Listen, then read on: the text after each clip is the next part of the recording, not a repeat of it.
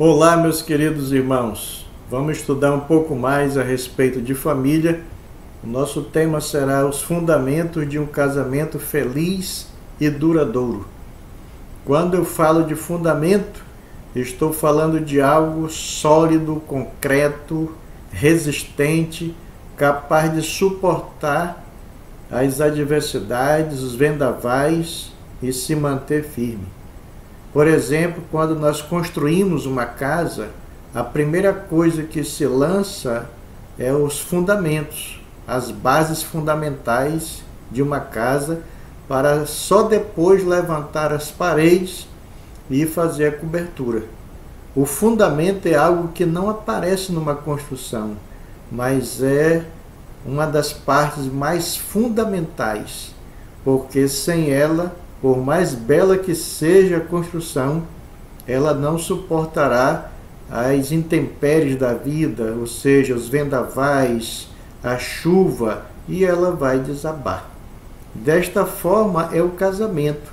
É preciso que o casamento tenha bases fundamentais, sólidas, seguras, para que ele permaneça firme até que a morte separe os cônjuges. E a primeira base fundamental que eu quero mostrar aqui para um casamento feliz e duradouro é ser salvo em Cristo Jesus. Esse é o fundamento de um viver capaz de promover a felicidade e a durabilidade no convívio conjugal. Pois a palavra de Deus afirma que o crente anda em novidade de vida, como diz a palavra de Deus. Fomos, pois, sepultados com ele na sua morte pelo batismo, para que, como Cristo foi ressuscitado dentre os mortos, assim também, desta forma, de agora para frente, nós, salvos, vivamos em novidade de vida. É isso que a palavra de Deus nos ensina. Ou seja, o crente não pratica o que os ímpios praticam. Ele procurará viver em conformidade com os preceitos, com as normas do seu Deus, com aquilo que a palavra do Senhor determina quanto à maneira de viver e agradar a Deus. Paulo, quando escreveu aos irmãos da região da Galácia, ele disse que de agora para frente já não era ele que vivia, mas Cristo vivia nele. E logo já não sou eu quem vive, mas Cristo vive em mim. Veja que Paulo está dizendo que a vida que ele vivia outrora foi morta, foi eliminada, porque agora quem vive nele é Cristo. E esse viver, de agora para frente, ele vai viver pela fé no Filho de Deus, como um ato de gratidão, porque Cristo o amou e se entregou para lhe salvar. Assim, o crente tem que entender que a sua nova vida tem que estar dentro dos planos de Deus. Os nossos planos, os nossos desejos, as nossas atitudes, elas devem ser, de agora para frente, pautadas no novo viver. Num viver condizente com a vida nova que recebemos de Cristo. Assim, entendemos pela palavra de Deus que o não crente é incapaz, por natureza, de agradar a Deus, porque ele não é capaz de viver aquilo que a palavra de Deus estabelece. Os que estão na carne não podem agradar a Deus. E essa carne aqui é a vida natural. Aqueles que ainda não nasceram de Deus, eles não podem agradar a Deus. O salvo, porém, deve viver a vida de Cristo, vencendo e mortificando o velho homem com seus feitos. E o lugar mais apropriado e genuíno para o aferimento desse novo nascimento é justamente o convívio familiar. Ser cristão, meus irmãos, não é uma profissão de fé desprovida da prática. Não é um mero conceito religioso. Ser cristão é um estilo de vida como resultado natural da natureza de Deus implantada no salvo. Portanto, para que o homem e a mulher sejam capazes de serem instrumentos de bênçãos no casamento e para a sua família, precisam ser novas criaturas, regeneradas pelo Espírito Santo, lavados pelo sangue de Jesus e andar nas pisadas da fé de Abraão, copiando o supremo exemplo de Cristo, o Senhor. É ilusão esperar de um ímpio, de alguém que não tem o Senhor, de alguém que vive nas trevas, cego, sem esperança e sem Deus no mundo, algo bom, algo significativo para a felicidade conjugal. O homem sem Deus visa sempre o seu interesse egoísta. Porém, a pessoa genuinamente regenerada e habitada e controlada pelo Espírito Santo sempre vai visar a glória de Cristo e de Deus, porque a promoção à glória, ao nome de Cristo é um desejo natural da nova vida de Cristo em nós, ou no crente. E essa atitude faz com que o casamento seja de fato uma bênção. Sempre.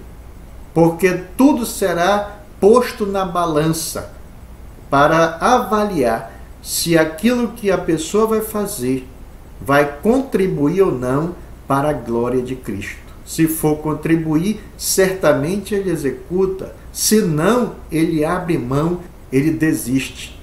Esta é a postura da pessoa genuinamente regenerada. É até de se duvidar da conversão do cônjuge que vive centrado em si mesmo de forma egocêntrica. E também dos que vivem em contendas, ciúmes e gritaria. A nova vida expressa, portanto, meus irmãos, a vida e o caráter de Cristo no viver diário da pessoa salva por Cristo. Se você não é um crente, converta-se a Cristo, para que você seja capaz, pelo poder do Espírito Santo, de ter a base primária e principal para o casamento feliz e duradouro, que é a nova vida, a salvação. Não confie em técnicas, em regras humanas para promover a felicidade conjugal, porque não dá certo. A palavra de Deus é muito clara em mostrar que bem-aventurado o homem que confia no Senhor e dedica a sua vida a Cristo. Bem-aventurado o homem cuja força está em Cristo e tem o seu coração nos caminhos aplanados, no caminho de Deus. Então, a primeira base fundamental é a salvação. A pessoa precisa conhecer a Cristo e precisa ser, de fato, um seguidor do Senhor Jesus Cristo. A segunda base fundamental é servir ao cônjuge. 1 Coríntios 7:33 diz: mas o que se casou cuida das coisas do mundo, de como agradar a esposa. Observe que Paulo está dizendo que aquele que casou, ele deve ter uma prioridade em suprir, em cuidar, em servir a sua esposa, cuidar da sua esposa. Se o novo viver é o ponto nevrálgico ou o ponto mais importante da vida conjugal, a diaconia, o ser servo do cônjuge, é o segundo segredo indispensável Ser servo, meu irmão e minha irmã, significa adequar-se a algo ou a uma situação. É prestar sua atenção, dedicação, devoção e, sobretudo, doar-se ao outro. Não somente doar-se, mas doar o melhor que tem. Quando nós tomamos como exemplo os casamentos que foram duradouros e felizes, sempre vamos constatar que o elemento servil, o doar-se ao outro, está em destaque. Por esta razão, quero considerar 4 exemplos que comprovam essa verdade. E o primeiro exemplo é de Adão e Eva. A existência da esposa de Adão, Eva, foi fruto da doação de si mesmo. Pois o texto da palavra de Deus diz que o Senhor Deus fez Adão cair em pesado sono e tomou uma das suas costelas e fechou o lugar com carne. E nós sabemos que dessa costela Deus fez uma esposa a Adão. O próprio Deus tirou uma das costelas de Adão, criou uma mulher, uma esposa para ele. Certamente Deus tirou a parte boa de Adão, até porque nada nele estava defeituoso, porque ainda não existia a presença do pecado na natureza dele. Assim nós entendemos que o casamento, para ser feliz e duradouro, precisa que os cônjuges se doem ao seu cônjuge, com o fim de trazer bênçãos para a vida conjugal. Quem se doa ao cônjuge é capaz de amar com pureza de alma, com romantismo. Podemos constatar essa verdade no primeiro poema de amor declamado por Adão a Eva, quando disse: "Esta, afinal, é osso dos meus ossos e carne da minha carne, e chamar-se-á varoa, porquanto do varão foi tomada." Adão está aqui empolgadíssimo, porque encontra alguém à altura, capaz de lhe fazer realmente feliz. O servir ao cônjuge com o melhor que temos fortalece o amor e não abre espaço para substituto. Adão e Eva viveram juntos, enfrentando as dificuldades, os dilemas da vida, as intempéries da vida, até a morte, pois estavam unidos, colados com a cola do amor serviçal.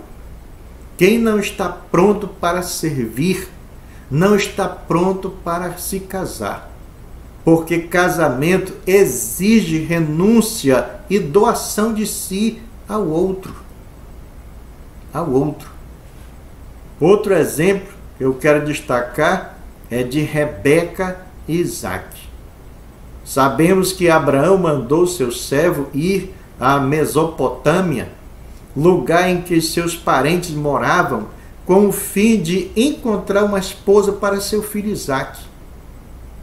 E, ao chegar ao local, esse servo orou a Deus e disse: "A moça a quem eu disser, inclina o cântaro para que eu beba, e ela me responder, bebe, e darei ainda de beber aos teus camelos, seja a que designaste para o teu servo Isaque." Veja que ele não orou a Deus pedindo uma moça bela, de uma família nobre ou rica, mas uma serva. Rebeca era uma moça acostumada a trabalhar. Rebeca acordava cedo para ajudar com os afazeres da família. O grande problema de casamentos é cônjuges que foram criados sendo servido e não servindo. Pode observar, o grande problema dos casamentos é porque as pessoas estão mais acostumadas a serem servidas do que a servirem. Uma pessoa que não tem costume de servir ao outro terá muita dificuldade em seu relacionamento conjugal. Porque a vida a dois, meus irmãos, envolve servir ao outro. Quando trabalhei no Polo Industrial de Manaus, na confecção de tela para impressão de CD e DVD, a minha supervisora me deu a liberdade de escolher uma pessoa para trabalhar comigo.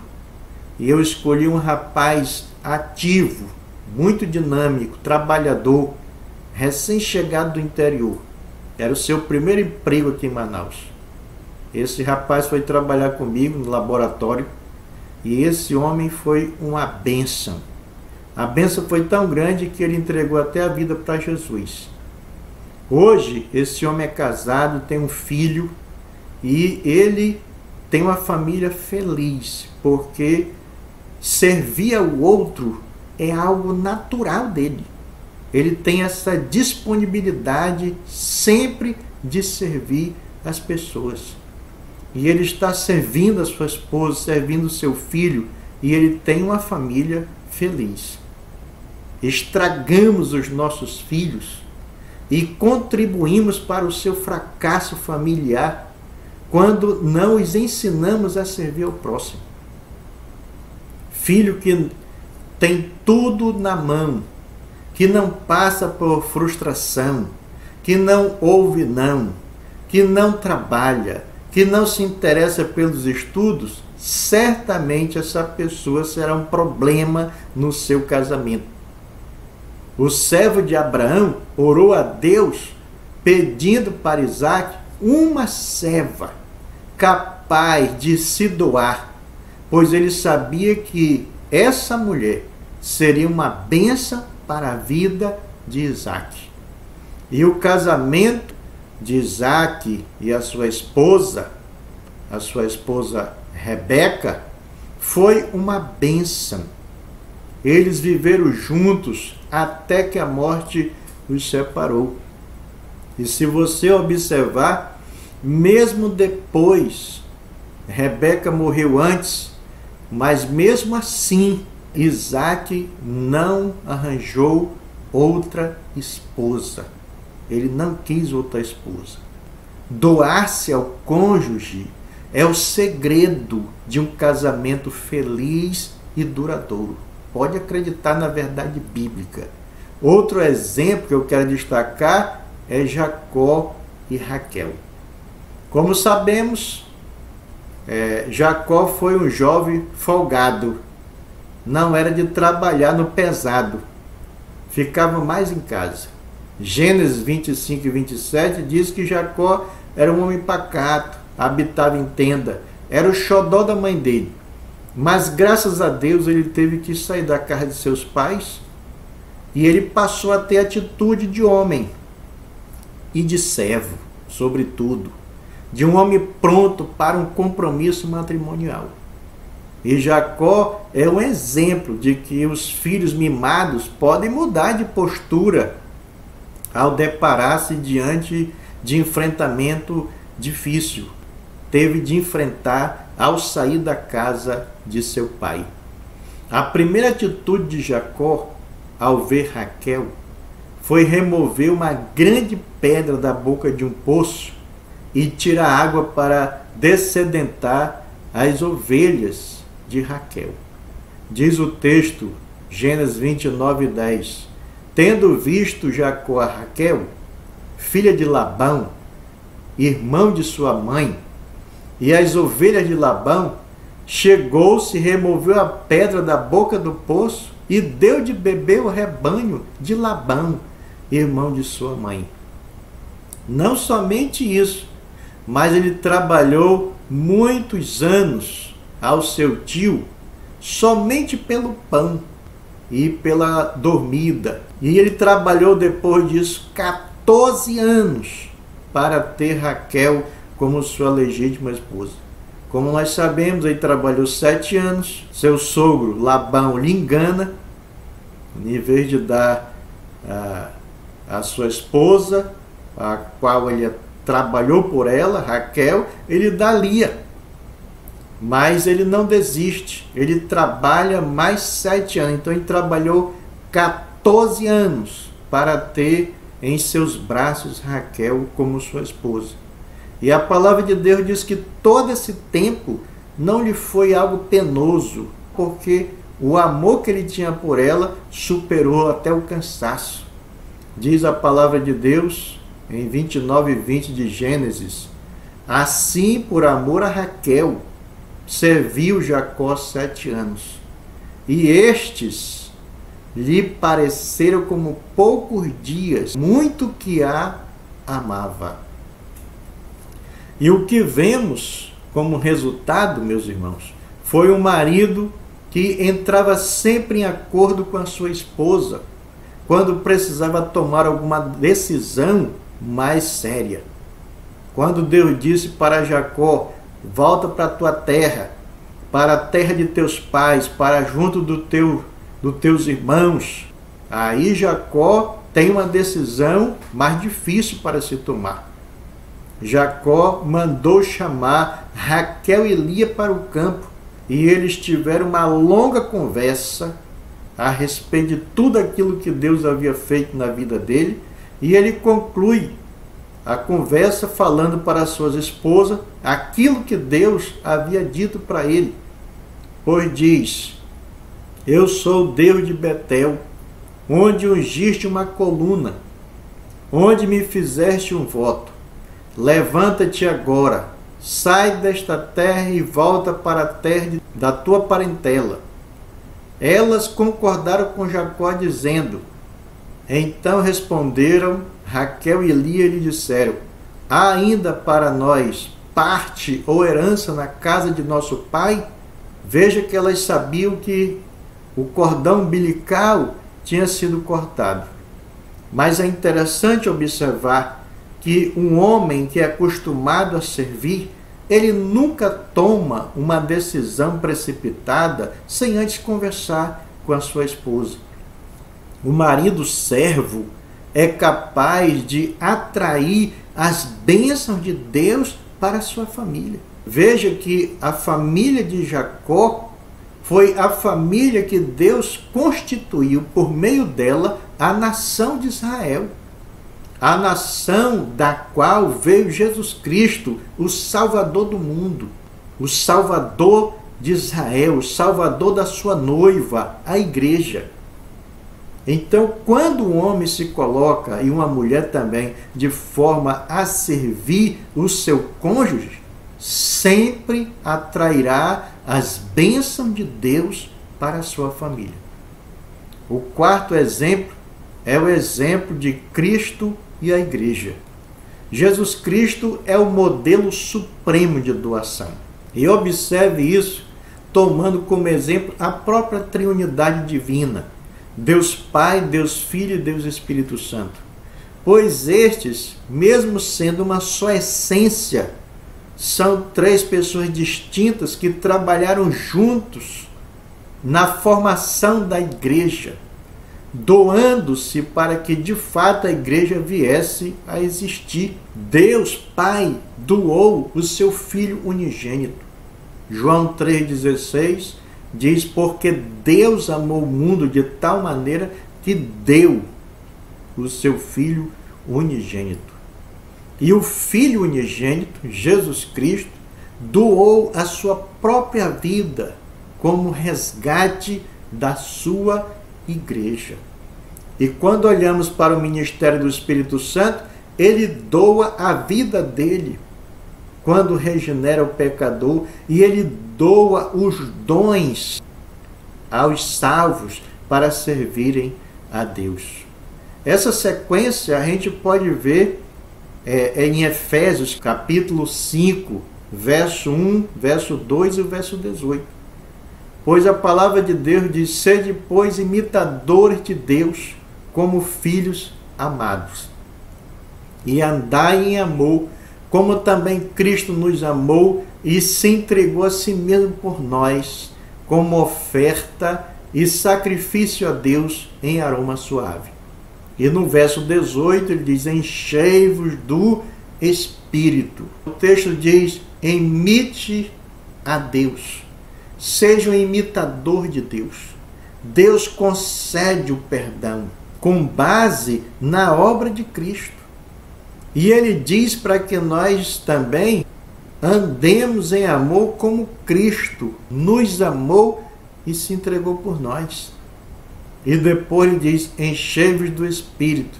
Somente depois dessas instruções é que ele vai dar destaque ao casamento, mostrando que a esposa deve doar-se ao esposo em submissão ao mesmo, e que o marido deve doar-se à sua esposa em amor sacrificial.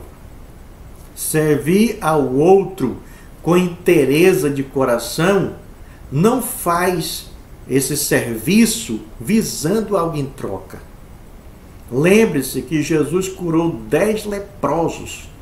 Apenas um voltou para agradecer-lhe. Como Deus onisciente, ele sabe de todas as coisas. E ele sabia que 9 não voltaria para lhe agradecer.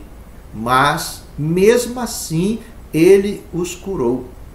Servir ao outro com inteireza de coração cativa e arrebanha o coração do outro. Lembre-se dos 2 cegos de Jericó, que Jesus os curou. Mateus 20 e 34 diz que Jesus curou os 2 cegos. E imediatamente recuperaram a vista e o foram seguindo. Eles se tornaram seguidores de Cristo. Lembre-se de Maria Madalena e muitos outros que seguiram a Cristo porque ele se doou, ele deu sua atenção a essas pessoas. E essas pessoas tiveram o coração arrebanhado por Cristo. Se você quiser cativar o coração do seu cônjuge, doe-se, sirva-o. Um dia desses eu fui na casa de um irmão que estava trabalhando por causa dessa pandemia em sua casa e pude perceber o cuidado de sua esposa, servindo com ternura e singeleza de coração.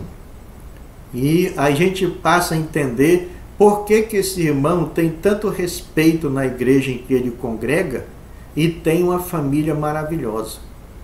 Justamente porque não só sua esposa tem essa liberalidade de servi-lo, como ele também tem uma grande disposição em servi-la. Às vezes, os cônjuges são crentes, mas ainda não aprenderam a ser discípulos de Cristo, a servir aos outros como Cristo serviu. Pois o Senhor Jesus servia as pessoas com liberalidade e amor, e foi capaz de cativar e arrebanhar o coração de muitos. Se de fato conhecemos a Cristo, precisamos, meus irmãos, desenvolver esse espírito de servo, de doação ao outro, para que tenhamos casamento feliz e duradouro. Declaro com alegria e admiração que a minha esposa tem liberalidade e ela se doa a mim. E reconheço que não chego a seus pés nesse quesito. Lembre-se, Cristo serviu e serve sua igreja, sua noiva, de maneira inigualável. Também devemos aprender com Cristo e proceder assim, porque Deus espera que assim façamos. Então, a primeira base fundamental do casamento feliz e duradouro é ser um salvo em Cristo. A segunda base fundamental é ser servo, é doar-se ao outro. E a terceira é a manutenção do amor. A manutenção do amor está pautada em ser e fazer. Aquilo que já falamos no contexto recai dentro dessa pilastra, desse fundamento. Ser genuinamente discípulo de Cristo. E fazer é praticar o que Jesus praticou. É fazer diariamente aquilo que Cristo fez, ou seja, doar-se ao outro, doar-se à pessoa que juramos fidelidade, amor, atenção quando nos casamos. A manutenção do amor está em reconhecer as qualidades do cônjuge, não somente um reconhecimento mental, mas também em palavras. Como é bom saber que o nosso cônjuge se sente bem ao nosso lado e que a nossa companhia lhe faz bem. Para isso é preciso humildade de ambos os lados. Richard Baxter disse que o egoísmo é o ativo e radical pecado da alma, que é a semente e a causa de todos os demais pecados. Então, a semente, a raiz e a causa de todos os pecados é o egoísmo. E o egoísmo está na alma do ser humano. Mas em Cristo, a gente tem que ter uma vida diferente. Porque o egoísmo é contrário ao amor. Porque quem ama, doa a si ao outro. Assim como Cristo se doou, doou a sua própria vida por nós. Nós não amamos o nosso cônjuge o suficiente.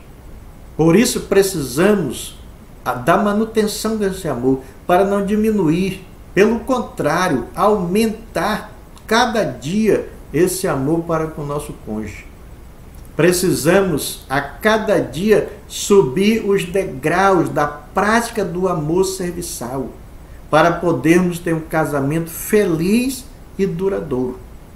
Diga ao seu cônjuge que você o ama, que você se sente bem ao seu lado, que você o considera como presente de Deus para a sua vida. Meus irmãos, quem ama, cuida até na dificuldade. O texto de Gênesis 26:8 diz que Isaac acariciava a sua esposa. Veja que o carinhoso aí é o marido, não é a esposa. É o marido. Ele acariciava a sua esposa. Você faz isso, meu irmão? Acaricia a sua esposa? Ou a gente tem deixado o tempo abafar essa prática que deve ser mantida e nutrida, deve ser trabalhada diariamente para que ela esteja sempre viva e atuante. Lembre-se dos fundamentos. Se você não é um crente, entrega a tua vida para Jesus, porque somente um salvo que tem a natureza de Deus é capaz de ter um casamento feliz e duradouro, porque ele tem a palavra de Deus como a sua fonte de orientação, ele tem o Espírito Santo como poder que o capacita a viver essa vida. Aí sim, o segundo fundamento é doar-se ao cônjuge. Então, doe-se ao teu cônjuge, sirva-o, dê sempre o melhor ao teu cônjuge. Pois quem assim procede está copiando o exemplo supremo de Cristo, o qual foi capaz de se entregar pela sua igreja. E se você assim fizer, você arrebanhará o coração do teu cônjuge. O trabalho da manutenção do amor é necessário. Uma casa fechada por muito tempo se deteriora e fica sem condições de ser habitada. Assim é o casamento, que não preserva a manutenção diária do amor conjugal. Portanto, meu querido, entenda que quem ama, cuida, mesmo quando a gente está chateado.